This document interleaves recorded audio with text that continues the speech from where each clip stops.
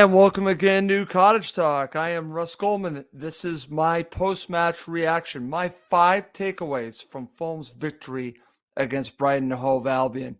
I so much look forward to giving you my 5 takeaways in this 15 to 20 minute episode where I'm just going to share what I'm taking out of the match. We will have a full post-match show. We'll go into much more detail on this 1-0 victory for Fulham. And I look forward to doing all shows. We might have potentially 3 shows on this match. It's a huge victory for Fulham, and I'll be sharing my thoughts, my 5 takeaways coming up. Before I do that, as always, if you do subscribe, thank you very much. If you don't, please do subscribe on YouTube and Apple Podcasts. It does help other Fulham supporters find us, especially on Apple Podcasts. If you could leave us a review and also a rating, that will help us get higher up in the numbers and help supporters of all clubs find us. So I appreciate everyone that subscribes. If you haven't, I would love it if you would. So just want to mention that. I mention that on every show. Okay, so let's not waste any time. Let's get to it. And if you're watching live, feel free to share a comment or two. I might share it during the show. So here are my 5 takeaways coming out of this massive 1-0 victory for Fulham on the road at the Amex Stadium. And I'm going to start by talking a little bit about Brighton Hove Albion, and I want to give them the credit that they deserve. This is a very good side. They will be contending for a European spot, potentially with Fulham, the rest of the season. It's a team that actually has improved under their new manager, I think. And it's a team that loves to possess the ball, made things very difficult for Fulham. But it just wasn't their day. It was Fulham's day. But that does not mean that this is not a club that could potentially be in the top 6 and maybe even contend farther up than that. That's how good they are. I think right now what we saw in this match, maybe from both teams, missing a striker. I know Danny Welbeck was out for them, and of course Fulham were without Mitro. But beyond that, this is a team that is very dangerous and has earned my respect in the 2 matches that I've watched Fulham play against them. It's a very good side. I expect them to be in the mix for a European spot. They're not going anywhere. That's my opinion on Brighton Hove Albion. So I know they didn't get the rub of the green. Fulham did today. That doesn't mean that they're not a good side. They are a very good side. So I just wanted to share that. Okay, so let's go to number 4. And of course, it's a smash and grab. I know it's a smash and grab. But I'm going to ask the question, so what if it's a smash and grab? I actually think it's a good thing that it's a smash and grab because it shows growth from this side that they can find a way to win. If you look at just performance, the other side would argue that they were the much better team. I wouldn't say much better team, but they were the better team. But they took their opportunity when they had it, and they got all 3 points. And they've been on the other side of these losses, I would say, for them, against Tottenham. We saw that against Manchester United, against Man City. Arsenal, they've been close, but they have lost some of these matches. What goes around comes around. This is their moment. And I think it actually shows the growth of Fulham that they can pull off a smash and grab. So this is not a bad thing. This is actually a positive. So what I'm saying, so what if it's a smash and grab? I'm saying it's a good thing that it's a smash and grab. They will have better performances. They will absolutely have better performances. But who got all 3 points? It was Fulham. I don't care how they did it. They got all 3 points. It was difficult. Full credit to Brighton Hove Albion. They're going to make the argument that Fulham didn't do enough to win the match. I would differ. I would very much differ. Defensively, I thought they were very good, and they took their opportunity when they did. Brighton Hove Albion did not. I know that they had 2 goals that were called for offside. Okay, that's fine. They had plenty of opportunities, but they did not score. Fulham did. Fulham deserved to win the match. I'm just going to come out and say it. There's nothing wrong with a smash and grab. That's my commentary on that. That's number 4. I'm going to move to number 3. And I'm just going to ask the question because watch the match, and did Mitoma play in this match against Fulham? Because what I watched was a masterclass from Kenny Tete, who just, I wouldn't say made it difficult, but he certainly made it more difficult on this player. Mitoma's a very good player. He's an excellent player. But what Kenny Tete did, forcing him out wide on his other foot, I thought, again, played to the weakness that Mitoma has and did not give him his strength. That was very smart by Kenny Tete. He played great in this match. Nothing against Mitoma. This had more to do with Kenny Tete. Kenny Tete was fantastic. All of the defenders were fantastic. But when you look back at it, you watch the entire match, and you see the lack of opportunities that Mitoma had. Kenny Tete had a lot to do with it. He was trying, but Kenny Tete was making it, and I'll say it now, difficult on him. I know I said, was he making it difficult? Yeah, I guess you could say he was making it harder on him. Maybe that's a better word. So I think Kenny Tete deserves a lot of credit. I don't know if I would even give him man of the match because I think there were some very good performances. He is definitely in contention. But for him to shut this player down, definitely my number 3 takeaway. And he is proven to be the starting right back for Fulham Football Club. Just stay healthy, Kenny. That's all we ask. Just stay healthy. Please stay healthy. We want you to stay healthy because when you play well, Fulham play well. I can say that about both fullbacks. And even though I don't think this was one of Anthony Robinson's better games, but usually when he plays well, Fulham play well. Same thing with Kenny Tete, with many players. Paulinho, when they play well, Fulham seem to play well. Kenny Tete had a very good match. And I don't think it's an accident that he had a good match and Fulham won the match because he did his job. Sometimes you just got to do your job. Do your defensive duties. He did it here. He's a great two-way player. He can go forward, cross with the best of them, use his pace, but he can also get back and do his defensive duties. That's his number 1 job. And he did it well in this match. So definitely Kenny Tete deserves a lot of credit. And that's why he's part of my number 3 takeaway. Okay, so let's move on to number 2. And it's about the goal from Manor Solomon. Great finish, great power from Manor Solomon.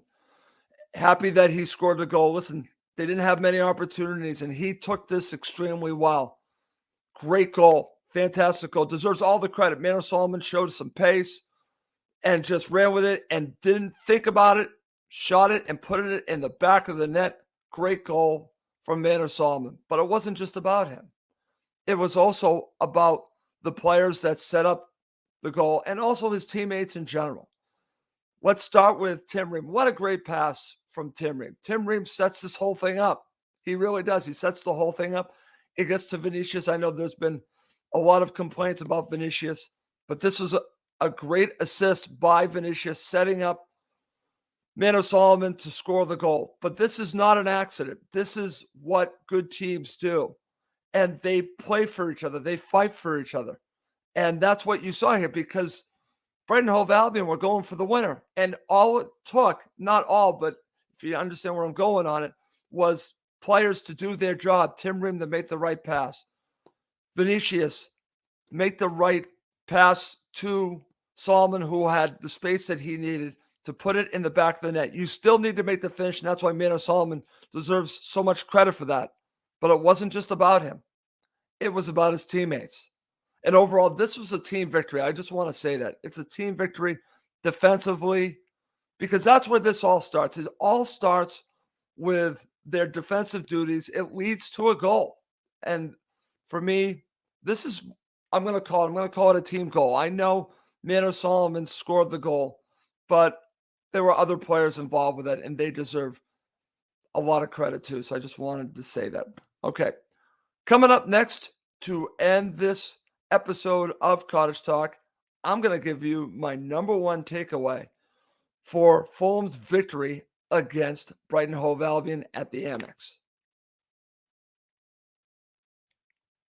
Okay, here's my number 1 takeaway. Please feel free to share your comments in the comments section. I do have a few, and I will be getting to them shortly. But I'm going to share with you my number 1 takeaway. And it's simple. Fulham are going to contend for a European spot. In my last show to preview the match, I said everything changes if Fulham win this match. That they would then have the opportunity, I think, to seriously be in contention for a European spot. I believe that now. They're on 38 points. And not only do I feel because they got the 3 points, but it's the confidence that you can get from this match that it proves that they can beat a team in the top 6. Brighton Hove Albion were in the top 6 at the time. So let's put it there. They go on the road, a difficult place to go on the road, a team that has the majority of the possession, and you find a way to get a victory, just like Tottenham did at Craven Cottage, just like Manchester United. You deserve to be talked about with these teams. You are going to challenge for a European spot. Fulham, I truly believe that now. They showed me something. That's how big this was. If they did not win this match, I don't know if I would feel that strongly. I was always going to feel that Fulham should go for that European spot to try to contend. This is different. I think they're going to contend. I think they're going to be much higher than the projection I had on a prior show of 10th. I think that they have an opportunity to get maybe 6th. That's where they are right now. I say, why not? And Fulham deserve it. Fulham deserve. They've earned everything. Marco Silva, the players, they've earned where they are. And I think what separates them from some of the other teams around them, and there's some very good teams around them. You look at Chelsea, you look at Liverpool. Why are Fulham doing better right now? Yes, you could point to the matches in hand. Of course, you could say that. But Fulham are playing as an 11. They are playing as a team. They're not playing as individuals. That's why Chelsea is losing matches. That's why Chelsea is not playing well. Liverpool is going through some struggles right now. Why are Fulham where they are? It's because they're a complete team. That's why. It's not just about one player. Mitro doesn't play today. They still win the match. What does that show you? It shows you it's not about one player. It's about a team.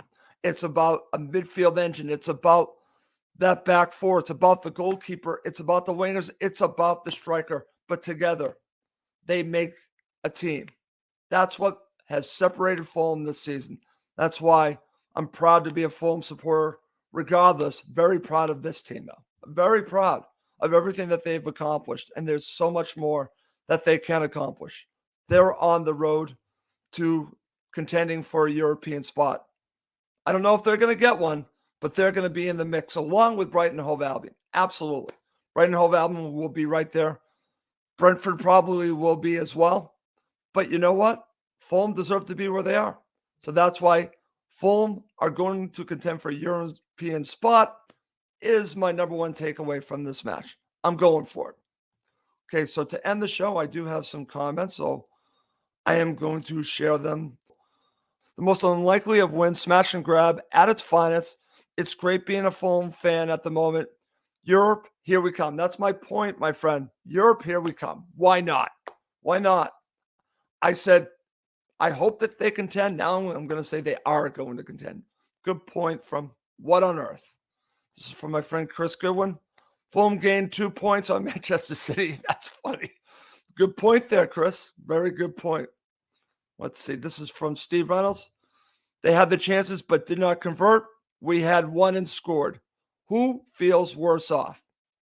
Very interesting. Okay, this is from Monty Maz. While it wasn't pretty, sometimes you have to take the good with the bad. 3 points, a step closer to the 40 points. Man of the match, Bern Leno. Great goal from Manor Solomon. Come on, you whites. Thank you very much, my friend. Good stuff from you. See what else we got. This is from Billy C. That was a huge victory today. Not the best display, but those 3 points mean so much. Roll on Friday night. Absolutely. Let's bring on Wolves Friday night. Great point there. This is from my friend Val Colossi. Smash and grab. About time we had a bit of luck, especially as we under pressure nearly all the game. I think we only had 2 to 3 shots. Still was a great rear guard action by the team. Val, that's my point. They didn't have many opportunities, but it's what you did with them. With that one.